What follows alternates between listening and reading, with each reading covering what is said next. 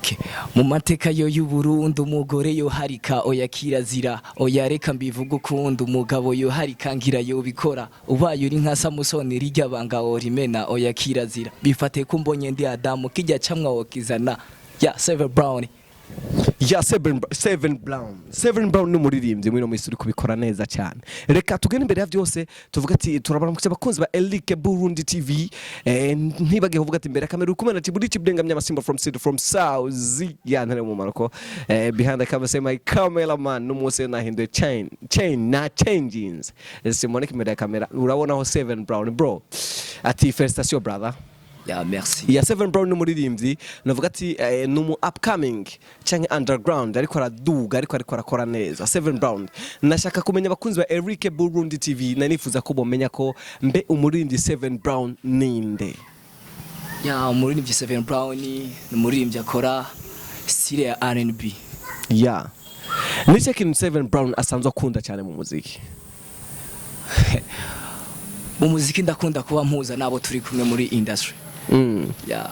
Okay, Seven Brown iyo haci ibintu byinshi muri entertainment I think of byose bitahura mbe nce ikintu muri uwo muziki w'u Burundi muri no munsi ubona kiriko kirasirikira cyane kitakugwa neza kikugwa neza. Ya just mo n'ukuntu no cyishura ariko buri umwe wese yakira gutandukanye n'uyundi. Ugiye cyo shobora kuba nshima wenda cyushima ubundi cyo ashobora kubabona neza ubundi ashobora kukigaya nuko biba bimeze mu buzima. Ya baravuga ko hip hop canke rap ari umwe mu midiho isanzwe itanga message iremeye kuri Seven Brown abibona gute? Ya message iremeye bivana n'umwanditsi. Haba muri R&B haba muri rap message iremeye irashobora kuboneka bivana n'umwanditsi gusa. Ndavuga Orege ndavuga Mkombozi ndavuga P-Face niwe muririmbyi muri abo baririmbyi ashobora gufata umutima wawe akawuzuza.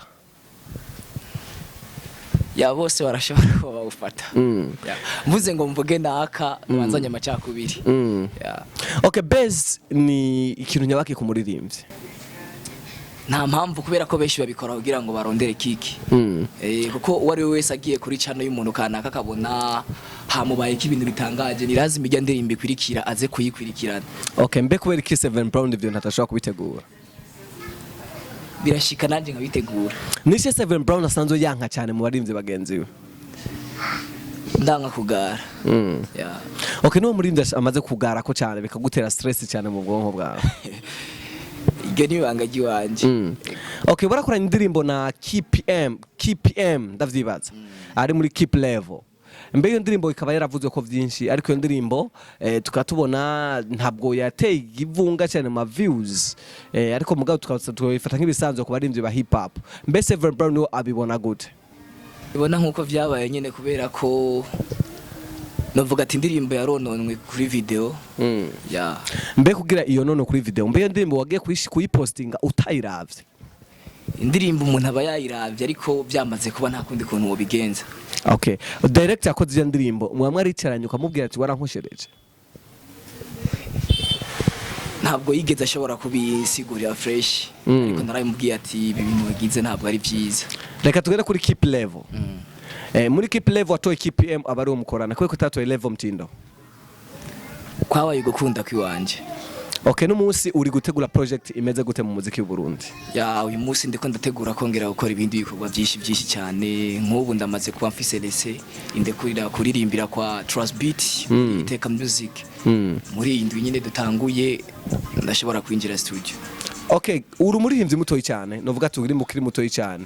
Mbe ni cyo kintu gisanzwe mu muziki wawe ukunda cyane muri entertainment? Ndakunda kuba mpuza nabo turi kumwe muri management. Okay, mbe burya management avuga ko management iri mu bintu bimwe bisanzwe bituma umuziki umuririmbyi udatera imbere. Wowe bivuga ku iki?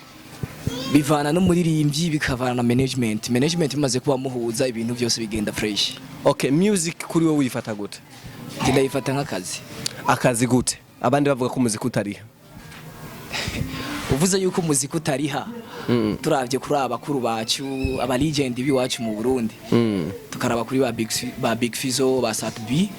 Uvuze ko umuziki utariha. Benshi niwo wabakuye hasi. Giye kuraba Sat B n'umuntu ubwiwe nawe nyine aravuga yuko yatanguye afise ubuzima butari bwiza ariko gushika uyu munsi ni umuntu afise ubuzima bumeze bien. Yeah. Okay, reka tugende kurangiza ikiganiro cyacu ariko turarangiza nifuza freestyle gatoya. Ya ntarindi. Okay. Ujya kubona neza yuko ukunze ubonye ufunzwe, ujya kubona neza ko urukundo atakuri, yubonye uraye urota ukarota ibidahari, ujya kubona love hadakora ivyifuzo, yikunda ukenye keshi mbona utera ibibazo, mbese kubana ho ubona byo nakoroshe. Tugende ku ndirimbo zawe. Nice kintu usanzwe ukeka ko abafanzi bawe basanzwe bakunda muri mu muziki wawe? Barakunda ukuntu nandika. Okay, tugende kuri entertainment y'u Burundi. N'umunsi ari kubusirikira ibintu bivuga kuri DJ Paulin na Big Fizzo n'abandi barimvye batandukanye. Aho bivuze ko barimvye Burundi ngo DJ Paulin yavuze ko barimvye Burundi bagira ntibanuka. Mbe iyo mvugo yakiriye gute? Iyo mvugo nanje nayakiye nabi kubera ko mvuze ngo nayakiye neza nanje mba nisize muri. Ariko mwabwiwe ati mugura amadiodora. Mwisiga ama parfait ku bwinshi. Kugira mu mote cyo nzivuga kwiki. Yabivana nuko we yabibonye. Ariko je ndiko ndaraba ari ibyo b'abarundi barashining. Barabego. Yego cyane. Baramwota. Yego gabi. Reka tugere kurangiza ikiganiro. Reka tuvuga ati nanifuza ko wosezerera abakunzi bari kukura muri kano kanya. Ya abakunzi ba Elike Burundi TV. Tubasaye muje gukora subscribe kuri channel ya Elike Burundi TV, mutibagiye na channel ya 7 Brown official.